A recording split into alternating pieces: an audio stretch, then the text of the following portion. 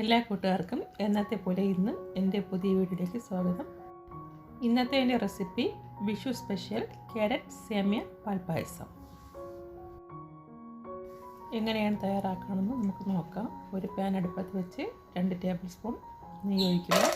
അതിലേക്ക് കുറച്ച് കാഷ്നട്ട് ഇട്ട് ലൈറ്റ് ബ്രൗൺ നിറമാകുന്ന വരെ വഴറ്റി കൊടുക്കുക. മീഡിയം ഫ്ലെയിമിൽ തീയിടുക.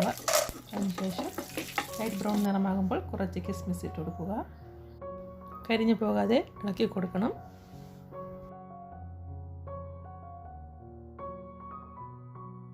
ഈ ഒരു പരുവമാകുമ്പോൾ കോരിയെടുക്കുക. ഇനി വേണ്ടത് ചെറുതായി ഗ്രേറ്റ് ചെയ്ത 1 കപ്പ് ക്യാരറ്റാണ്. ആ നെയ്യിൽ തന്നെ ഇട്ട് കൊടുത്ത് വഴറ്റിയെടുക്കുക. നല്ലതുപോലെ വേവിക്കുക. കുറച്ച് നെയ്യ് കൂടി ഞാൻ ഒഴിച്ചിട്ടുണ്ട്. നിങ്ങൾക്ക് ആവശ്യമുണ്ടെങ്കിൽ ഒഴിച്ചാൽ മതി. നല്ലതുപോലെ ഇളക്കി കൊടുക്കണം. ഈ ഒരു പരുവമാകുമ്പോൾ ഇതിലേക്ക് 1/4 കപ്പ് കണ്ടൻസ്ഡ് മിൽക്ക് ചേർക്കുക. എന്നിട്ട് നന്നായി ഇളക്കി കൊടുക്കണം.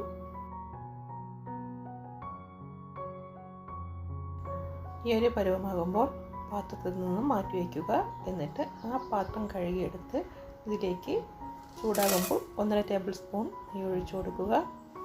അതിലേക്ക് ചെറുതായി ഞുറുക്കി വെച്ചിട്ടുള്ള വെർമിസെല്ലി ഇട്ട് കൊടുത്ത് നന്നായി വഴറ്റുക. കൈ എടുക്കരുത്, കരിഞ്ഞു പോകും. ഒരു ബ്രൗൺ നിറമാകുന്ന വരെ വഴറ്റിയിട്ട് ഇത് മാറ്റി വയ്ക്കുക. ഈ പാത്രത്തിൽ തന്നെ കുതിർത്ത് വെച്ചിട്ടുള്ള 1/4 കപ്പ് ചവ്വരി ഇട്ട് ഇളക്കി കൊടുത്ത് ഇതിലേക്ക് 2 കപ്പ് വെള്ളം ചേർത്ത് വേവിച്ചെടുക്കുക.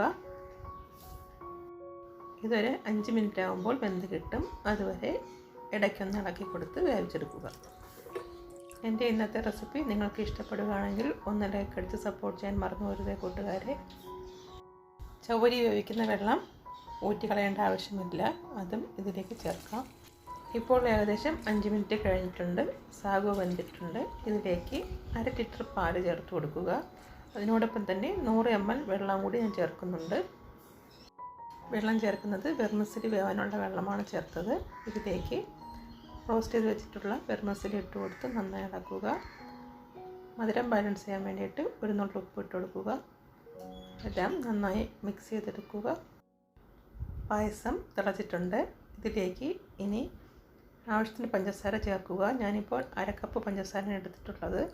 ഫുള്ളും ചേർക്കുന്നില്ല. മധുരം നോക്കിയിട്ട് ബാലൻസ് പിന്നെ ചേർക്കും. കണ്ടൻസ്ഡ് മിൽക്ക് ചേർത്തതുകൊണ്ട് മധുരം നോക്കി വേണം നിങ്ങൾ ചേർക്കാൻ. ഇതിലേക്ക് 1 ടീസ്പൂൺ ഏലക്കപ്പൊടി കൂടെ ചേർത്ത് കൊടുക്കുക. നല്ലതുപോലെ ഇളക്കുക.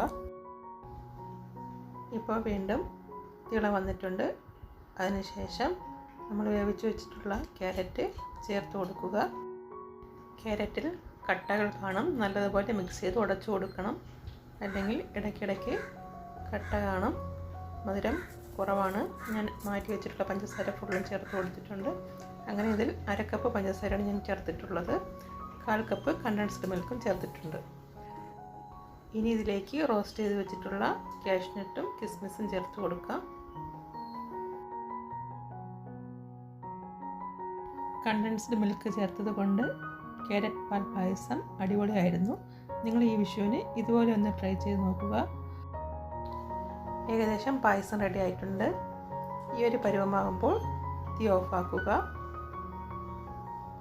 ഒരു 30 മിനിറ്റ് റെസ്റ്റ് ചെയ്യാൻ വയ്ക്കുക.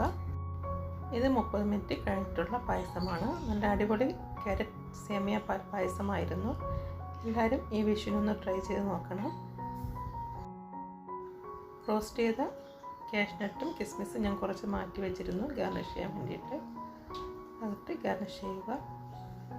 ഇന്നത്തെ എൻ്റെ റെസിപ്പി എല്ലാ കൂട്ടുകാർക്കും ഇഷ്ടമായെന്ന് വിചാരിക്കുന്നു. നിങ്ങളുടെ അഭിപ്രായങ്ങളും നിർദ്ദേശങ്ങളും എന്നെ കമൻറ്റായി അറിയിക്കുക. എല്ലാ കൂട്ടുകാർക്കും എൻ്റെയും ഫാമിലിയുടെയും ഹാപ്പി വിഷു. ഇതിലും നല്ലൊരു റെസിപ്പിയുമായി അടുത്ത ദിവസം കണ്ടുമുട്ടാം എന്ന പ്രതീക്ഷയിൽ ബൈ.